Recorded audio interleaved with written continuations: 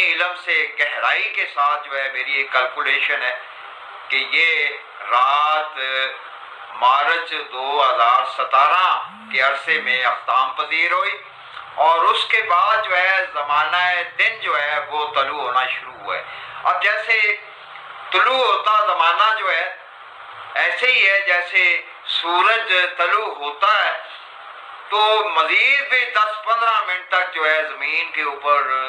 صحیح طرح سے اجالا یا دھوپ نہیں پڑتی۔ تو بالکل ایسے ہی ہے جو ہے محسوس نہیں ہو رہا کہ آہستہ آہستہ جو ہے رات سے دن کیسے برآمد ہوتا ہے۔ تو دیکھو سحر سے جو ہے دن کی شروعات کی علامات تو شروع ہو چکی ہوتی ہیں، وہ سفیدی سے کہ مشرق کی طرف سے دن کا اجالا سفیدی کی شکل میں نمودار ہوتا ہے، پھر بڑھتے بڑھتے فجر ہوتی ہے، پھر اس کے بعد جو ہے دن کا ٹھیک ٹھاک اجالا شروع ہو جاتا ہے، اور پھر جو ہے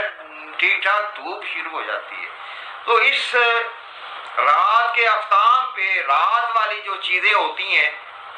ڈسنے چوسنے والی یا خطرناک چیزیں جو ہوتی ہیں وہ اپنے بلوں میں گھس جاتی ہیں، وہ کونوں کھدروں میں چھپ جاتی ہیں، ان کو دن کے اجالے کا ان کو سامنا کرنے کی ضرورت نہیں ہوتی۔ تو اسی لیے جو ہے قرآن میں بھی اللہ تعالیٰ نے جو ہے مچھر کی جو مثال دی ہے، اللہ تعالیٰ نہیں شرماتے مثال دینے میں، مچھر ہو یا اس سے بڑھ کر سورۃ بقرہ آیت نمبر 36، تو اس میں بالکل جو ہے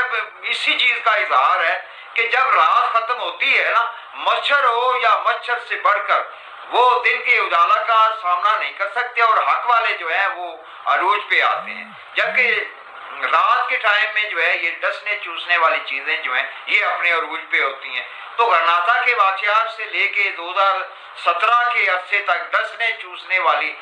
طاقتیں جو ہیں وہ اپنے عروج پہ تھی، اور جس طرح انہوں نے اپنے ادم مچائے، تو اب جو ہے دن کا اجالا آ گیا ہے، یہ ڈسنے چوسنے والی چیزیں اب جو ہے اسی اپنی لا علمی کی بنیاد پہ چاہتے ہیں کہ ہماری وہی اسی طرح ہی جو ہے وہ کرتوت جاری رہیں،